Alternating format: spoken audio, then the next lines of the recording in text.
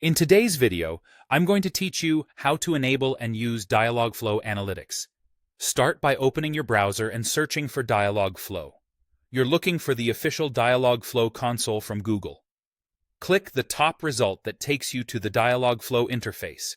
If you already work with Dialogflow, this should look familiar, with your agents listed in the left sidebar. If you're prompted to sign in, use your Google account. Many users will be logged in automatically, but if you manage multiple accounts or projects, double-check you're in the right one before continuing. Having the correct permissions for the project is important, since analytics relies on logging within your Google Cloud project. In the left sidebar, locate your agent. Next to the agent's name, click the gear icon to open the agent settings. This is where you control foundational options for your agent, including logging and data collection settings that power analytics. Within the settings, stay on the General tab. Find the option labeled Log Interactions to Google Cloud and switch it on. This enables Dialogflow to store interaction data, which is needed for analytics to display useful insights. Changes typically save automatically.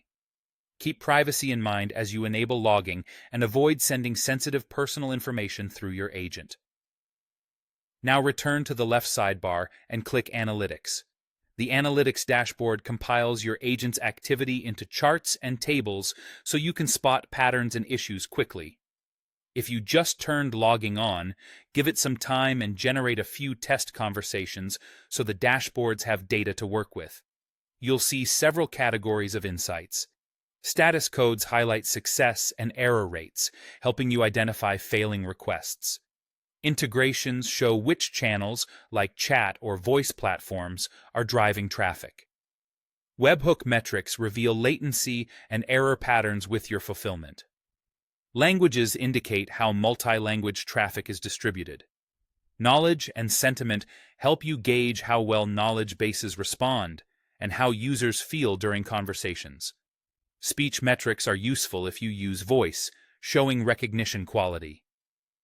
Intents, intent paths, and session paths map how users move through your agent so you can find confusing points, high-drop segments, or intents that need better training phrases. At the top of the dashboard, set a start and end date to focus on a specific period. Narrowing the window helps you validate recent changes, compare before and after behavior, or isolate a spike in errors.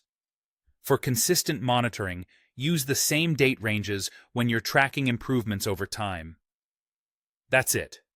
With logging enabled and the analytics view open, you now have a clear way to measure performance, troubleshoot faster, and refine your Dialogflow agent with confidence.